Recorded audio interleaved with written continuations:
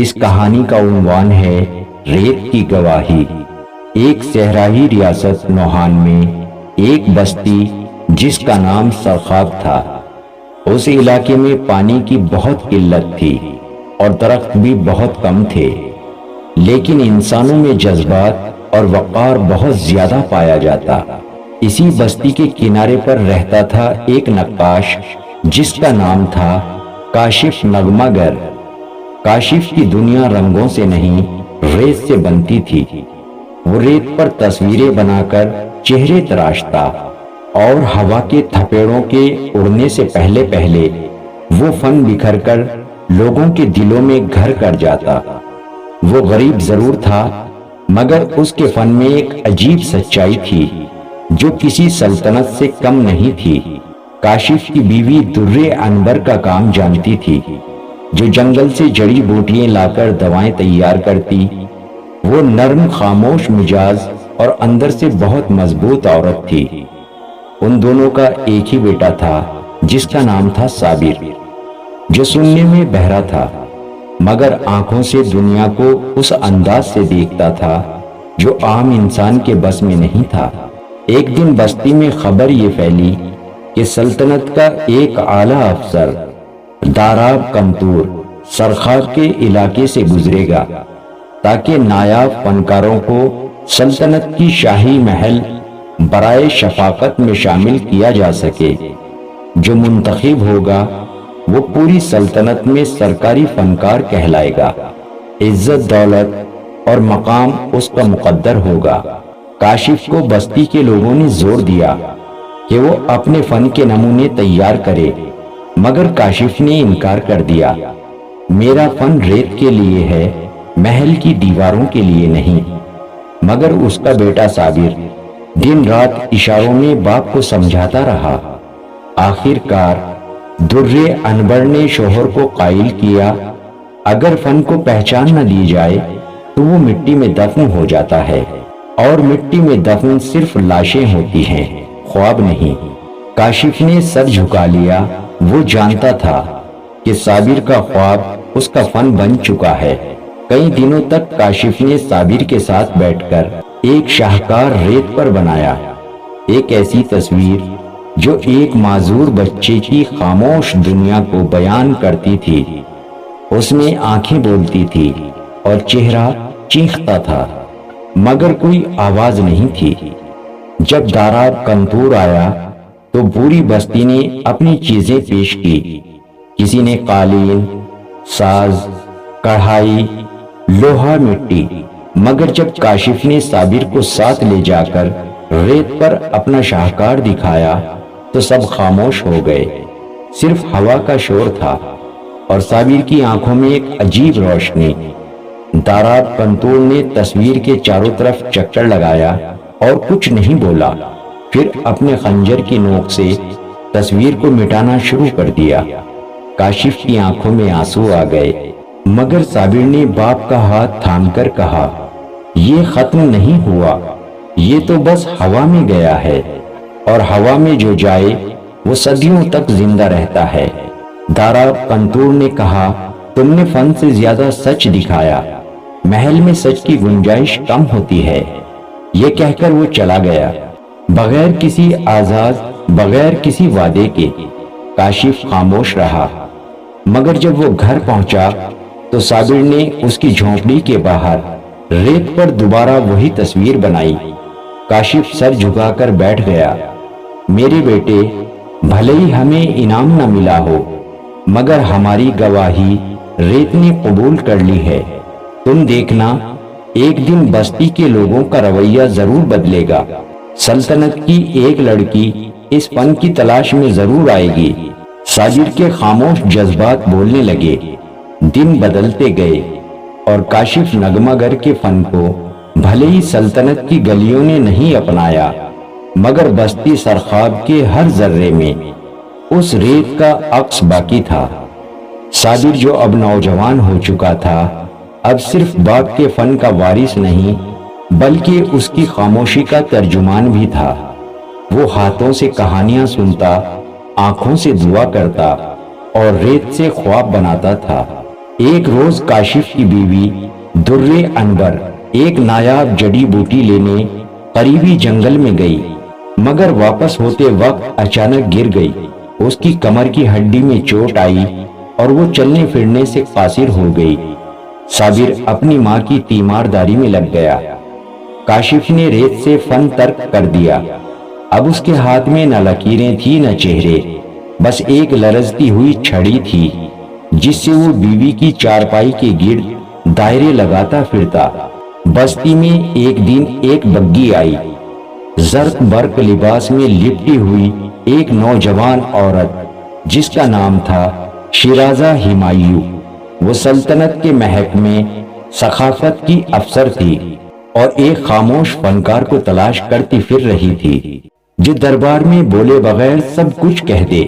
اس نے کاشف اور صابر کے بارے میں سنا تھا۔ جب وہ صابر سے ملی تو صابر نے ریت پر اپنی چپ چاپ تھکی ہوئی ماں کا چہرہ بنایا، دعائیں دیتی ہوئی آنکھوں کے ساتھ۔ شیرازہ کی آنکھوں سے آنسو بہنے لگے۔ اس نے کہا، اگر تم چاہو میں تمہیں محل لے جا سکتی ہوں، تمہارے فن کو ایک پہچان دلا سکتی ہوں۔ صابر نے باپ کی طرف دیکھا۔ کاشف نے سر ہلا کر کہا، بیٹا، فن کو پہچان کی ضرورت نہیں ہوتی، لیکن اگر فن سے کسی کو راحت ملے تو وہ فرض بن جاتا ہے۔ یوں صابر، کاشف اور درے انبر کو محل میں دعوت دی گئی، مگر دربار وہی تھا جہاں داراب کنتور جیسے لوگ موجود تھے جو صرف تصویروں کی قیمت تو جانتے تھے مگر جذبات کو نہیں۔ دربار میں صابر کو چیلنج دیا گیا، محل کی دیواروں پر ایسا فن تخلیق کرو جو وقت کے ساتھ مٹ نہ سکے۔ صابر نے انکار کر دیا، میرا فن مٹنے کے لیے ہوتا ہے، یاد رہنے کے لیے نہیں۔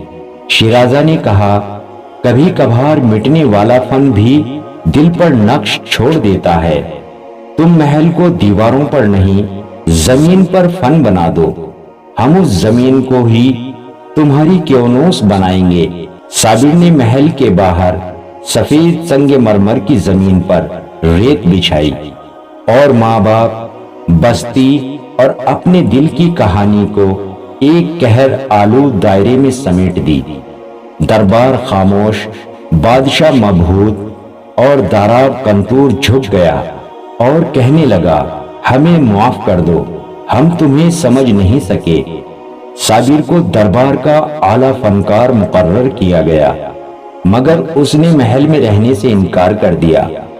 جہاں ریت نہ ہو وہاں میرا فن سانس نہیں لیتا۔ بادشاہ نے ایک تجویز دی، سرخاب میں فن کا ادارہ قائم کیا جائے جہاں تم جیسے فنکار بچوں کو سکھا سکے۔ صابر نے یہ قبول کیا۔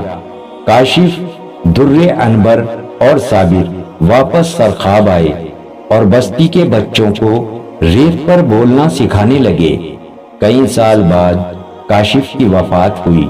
اس کی قبر پر سنگ مرمر کی جگہ ریت بچھائی گئی۔ روز ایک نیا بچہ وہاں کچھ نہ کچھ بناتا اور کچھ مٹاتا۔ صابر نے وہاں ایک چھوٹی سی تختی لگا دی، یہاں وہ شخص سو رہا ہے جس کا فن بولتا تھا مگر زبان نہیں تھی۔ شیرازہ نے آخری بار بستی آ کر صابر سے کہا، کیا تم نے کچھ پایا؟ صابر نے ریت پر انگلی سے لکھا، میں نے وہ سب پایا جو فنا سے جاوداں تک جاتا ہے۔ فن، سچائی اور محبت کو کبھی محلوں کی دیواروں میں قید نہیں کیا جا سکتا۔ وہ ریت کی طرح ہوتا ہے، مٹتا ہے مگر گواہی دیتا رہتا ہے۔ کئی سال بعد سرخاب اب ویسی تنہا بستی نہیں تھی۔ وہاں ایک چھوٹا مگر خوبصورت مدرسہ قائم تھا جہاں بچے نہ بول کر بھی سب کچھ کہنے کا ہنر سیکھتے تھے۔ صابر نغمہ گر جو کبھی ریت پر خاموشی سے فن تخلیق کرتا تھا، اب بچوں کے لیے خاموشی کا استاد بن چکا تھا۔ اس کا سب سے خاص شاگرد تھا یاسر۔ یاسر سننے اور بولنے کے قابل تھا، لیکن وہ صابر کی خاموش زبان سمجھنے لگا تھا۔ ایک دن صابر نے یاسر کو ریت پر چہرہ بنانے کو کہا۔ یاسر نے ریت پر ایک آنکھوں والی تصویر بنائی جس میں درد، فقر اور معافی ایک ساتھ سمائے ہوئے تھے۔ صابر کچھ دیر خاموش رہا، پھر مسکرایا اور کہا، یہ تصویر مجھ سے بہتر بولتی ہے۔ پھر ایک بحران آیا۔ ریاست نوحان میں بادشاہ کی وفات ہو گئی۔ نیا ولی عہد شہزادہ باسل فن کا مخالف تھا۔ اس نے اعلان کیا، ریت کے کھیل کو بند کیا جائے۔ محل میں صرف وہی فن چلے گا جو درباری ہو، جو تعریف کے قابل ہو۔ داراب کنتور کی واپسی ہوئی، مگر اس بار وہ ولی عہد کا خاص مشیر تھا۔ اس نے اعلان کیا، سرخاب کے مدرسے کو بند کیا جائے۔ ریت پر تصویر بنانا بے سود اور غیر شرعی عمل ہے۔ اہل بستی خوف زدہ ہو گئے۔ صابر خاموش رہا۔ اس نے زمین پر ایک بار پھر اپنے باپ کا چہرہ بنایا اور اس کے نیچے لکھا، فن اگر انسان کی خدمت نہ کرے تو وہ صرف نمائش ہے۔ بستی میں احتجاج ہوا۔ لوگ مدرسے کے حق میں اٹھ کھڑے ہوئے۔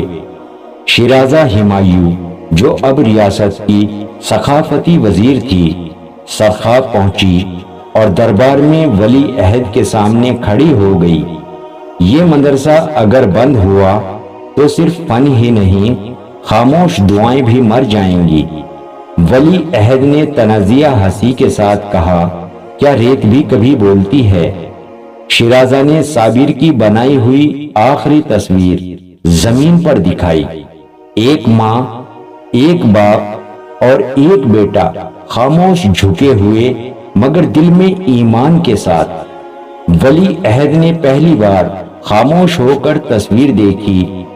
داراب کنتور نے آگے بڑھ کر کہا، یہ وہی لڑکا ہے جسے ہم نے ایک زمانے میں حقیر سمجھا تھا، مگر آج میری آنکھیں اس کے سامنے جھکی ہوئی ہیں۔ ولی عہد نے مدرسے کو بند کرنے کا حکم واپس لے لیا۔ کچھ ماہ بعد صابر کو سخت بخار ہوا۔ وہ 4 دن بستر پر رہا۔ 5ویں دن اس نے یاسر کو قریب بلایا اور ایک مٹھی ریت دی۔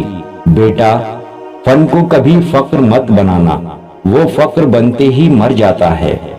اسے خاموش دعا بنا دو لیکن اثر انگیز۔